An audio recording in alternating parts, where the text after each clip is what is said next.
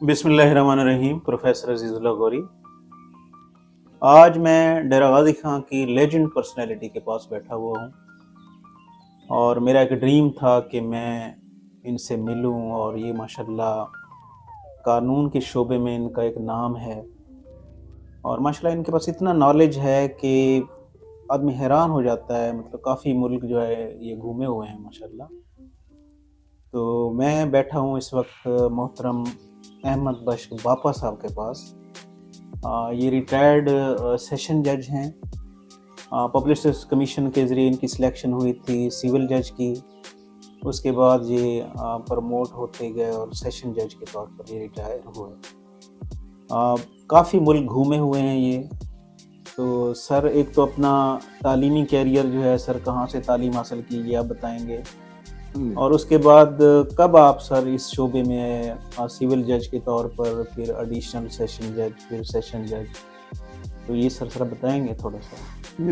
غوری صاحب شکریہ، آپ نے مجھے موقع دیا اپنے بارے میں بیان کرنے کا۔ تو مختصراً یہ ہے کہ میں نے ڈیرہ غازی خان سے 1958 میں میٹریکولیشن کی، پھر اس کے بعد 1962 میں نے ڈیرہ غازی خان ڈگری کالج سے گریجویشن کی۔ میں کالج میں ٹاپر تھا، آنر بورڈ پہ میرا نام لکھا گیا جو اب تک وہاں موجود ہے کالج میں۔ میں نے 64 میں government college, law college Lahore سے لا کیا، اور فرسٹ ڈویژن میں نے لا کیا، اور ایک دو سبجیکٹس میں نے یونیورسٹی میں ٹاپ کیا۔ پھر میں نے ایم اے پبلک ایڈمنسٹریشن میں 64 میں داخلہ لیا، پنجاب یونیورسٹی نیو کیمپس میں زیر تعلیم رہا۔ اسی دوران اخبارات میں P C S judicial competitive exam کے لیے اشتہار آیا، اور میں نے امتحان میں شرکت کی۔ اگرچہ مجھے بہت تھوڑا سا وقت ملا تیاری کے لیے، لیکن اللہ تعالیٰ کی مہربانی سے میں اس ایگزام میں، تحریری ایگزام میں پاس ہو گیا۔ پھر اس کے بعد انٹرویو ہوا، انٹرویو میں میں سلیکٹ ہو گیا۔ تو دسمبر 65 میں میری اپائنٹمنٹ ہوئی اور میں جاب پر چلا گیا۔ میں 3 سال 2 مہینے بدین ڈسٹرکٹ حیدرآباد میں سول جج اور فرسٹ کلاس مجسٹریٹ رہا، وہیں میں اسپیشل مجسٹریٹ کسٹم بھی رہا۔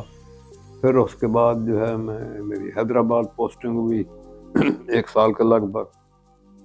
پھر اس کے بعد جو ہے میں تھرپارکر ڈسٹرکٹ میں بطور ریزیڈنٹ مجسٹریٹ 3 سال رہا۔ 1 یونٹ کی ڈسممبرمنٹ کے بعد میں ملتان میں آ گیا۔ پھر ملتان کے بعد میں کوٹدو چلا گیا، کوٹدو سے میں وزیر آباد اور گجرانوالہ چلا گیا۔ پھر وہاں سے مظفر گڑھ آیا سینئر سول جج پروموٹ ہو کے۔ مظفر گڑھ کے بعد میں بہاول نگر سینئر سول جج گیا۔ 1978 میں ایڈیشنل ڈسٹرکٹ سیشن جج لگا۔ پھر میں چیئرمین لیبر کورٹ ملتان رہا۔ اسی دوران میں registrar high court Multan bench 2 سال کے لیے 86-87 کے لیے تعینات رہا۔ پھر میں ڈسٹرکٹ سیشن جج بن گیا 1988 میں، اور خوشاب میں چلا گیا۔ خوشاب کے بعد میں واپس آیا، مجھے لئیے میں ڈسٹرکٹ سیشن جج بنایا گیا۔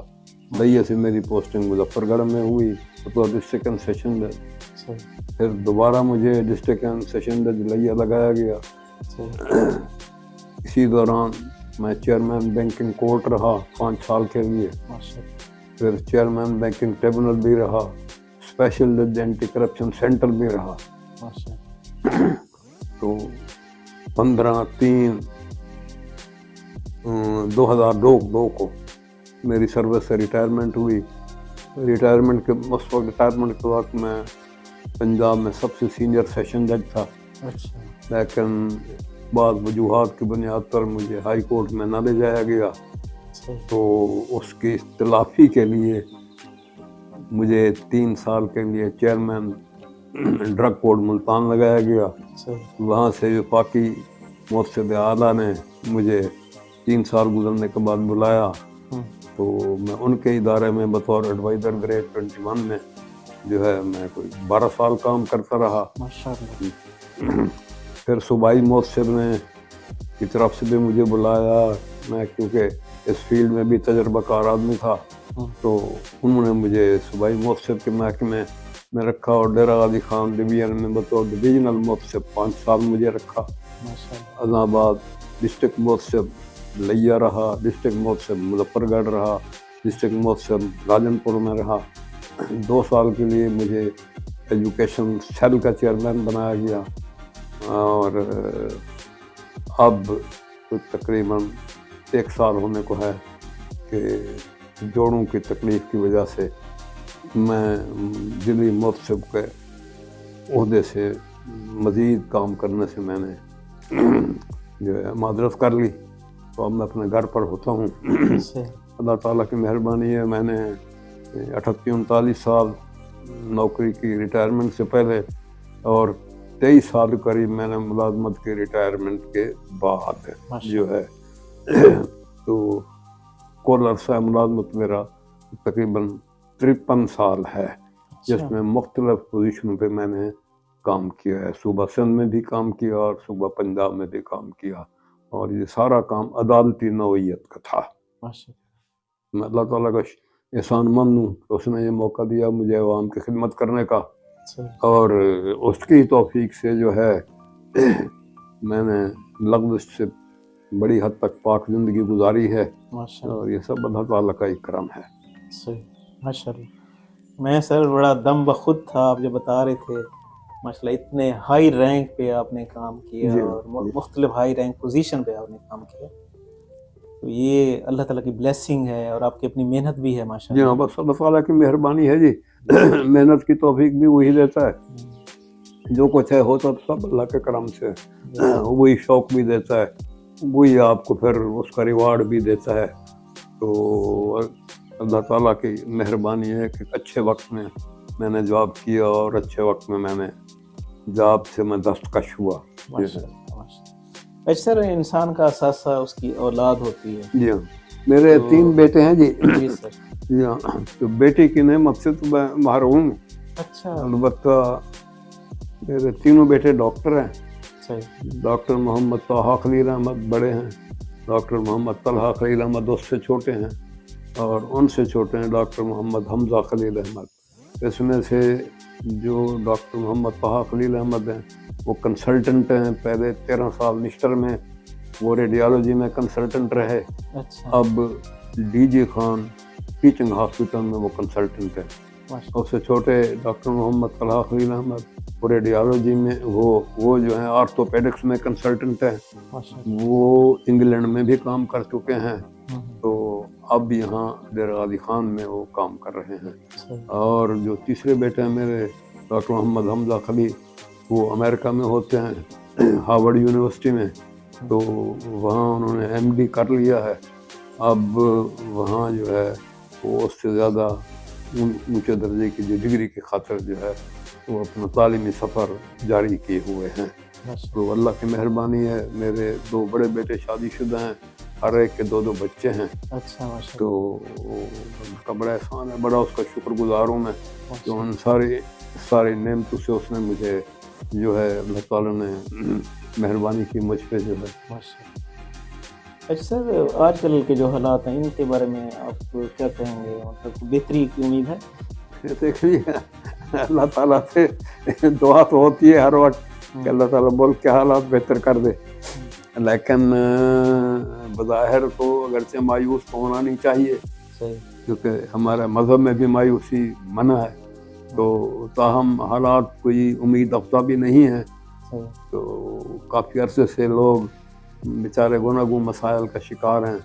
مہنگائی ہے, بے روزگاری ہے اور ساتھ اس کے جو ہے صحت کے مسائل ہیں. تو لوگوں کو جتنا کچھ ملنا چاہیے داد رسی کے لیے اتنا کچھ ان کو نہیں مل رہا. اسی طرح انتظامی معاملات ہیں، پولیس کے معاملات ہیں، عدالتوں کے معاملات ہیں، تو کسی سے بھی عوام مطمئن نہیں ہے. تو ٹھیک ہے، عوام میں جذبات بھی ہوتے ہیں اور کچھ ایکسٹریم سوچ بھی آ جاتی ہے، لیکن یہ بھی ایک حقیقت ہے کہ ان اداروں کی طرف سے کما حق لوگوں کو وہ کچھ نہیں مل رہا جو کچھ ان کو ملنا چاہیے تھا. تو باقی اقتصادی طور پر بھی دیکھ رہے ہیں کہ نوجوان پاکستان کے کثیر تعداد میں ملک سے بیرون جا رہے ہیں جو ہے، اور جانے کے خواہش مند ہیں. جس کو موقع ملتا ہے ملک سے باہر جاتا ہے. ہمارا بہت سارا ٹیلنٹ جو ہے مختلف فیلڈز میں جو ہے وہ پاکستان سے باہر جا چکا ہے اور باقی جانے کے لیے پر توڑ رہے ہیں. یہ لمحہ جو ہے وہ المیہ ہے، یہ کوئی خوشی کی بات نہیں ہے. بعض اوقات تو یہ کہا جاتا ہے دیکھیں اتنے لوگ ہم نے باہر بھجوا دیے. بھی دیکھو صحیح، اتنے لوگوں کی افادیت سے، اتنے لوگوں کی کارکردگی سے ملک محروم ہو رہا ہے، جن کو آپ بنا سنوار کے تیاری کرا کے پڑھا کے امتحانات سے گزار کے ان کو جب وہ تشریف لاتے ہیں تو ان بیچاروں کو یہاں کوئی جاب ہی نہیں ملتا، نتیجتاً جو ہے مایوس ہو کے بیرون ملک چلے جاتے ہیں. تو اس لیے اس چیز کو ضرور دیکھنا چاہیے. ہمارے لیے سب سے بڑا مسئلہ جو ہے وہ یہی ہے کہ ہمارے نوجوان جو اعلیٰ تعلیم سے آراستہ ہیں ان کو اپنے ملک میں کس طرح کھپایا جائے، ان کو کس طرح ان کی تعلیم کے مطابق، ان کی ٹیکنالوجی کے نالج کے مطابق ان کو جو ہے ملک کے اندر ان کو جاب مہیا کیے جائیں بجائے اس کے کوئی بیرون ملک جائیں. یہ سب سے بڑا ملک میں مسئلہ ہے. باقی جو بھی حکومت آئی ہے بلند باند دعوے تو سب کرتے ہیں، لیکن حقیقی معنی میں عوام کو اتنا ریلیف نہیں مل سکا. اس لیے لوگ جو ہیں وہ ہر دفعہ تبدیلی کی توقع کرتے ہیں اس امید پہ کہ آنے والے حکمران جو ہیں وہ ہمارے لیے کچھ بہتر کر سکیں. تو موجودہ حالات بھی آپ دیکھ رہے ہیں تو وہ بھی ان چیزوں سے مبرہ نہیں ہے. اس میں بھی عوام کے لیے کوئی ریلیف کا پہلو زیادہ نہیں ہے. اس لیے عوام مایوسی کا عالم ہے.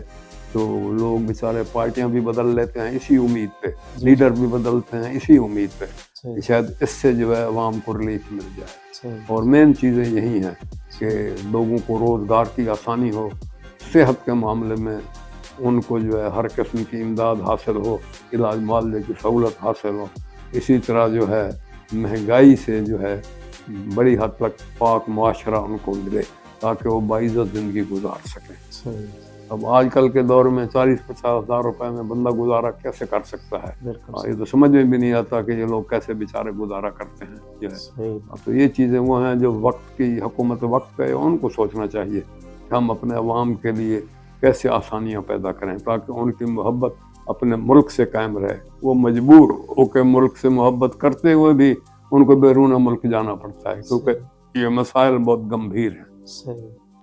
سر آپ نے ٹائم دیا، آپ کا بہت بہت شکریہ. بڑی مہربانی. اور سر مجھے یقین مانے روحانی خوشی ہوئی آپ کو مل کے. اللہ تعالیٰ دعا کریں اللہ تعالیٰ آپ بہت اچھی کرے. بہت بہت شکریہ سر. تھینکس. مہربانی بیٹھنا، آپ چائے پی کے جائیں.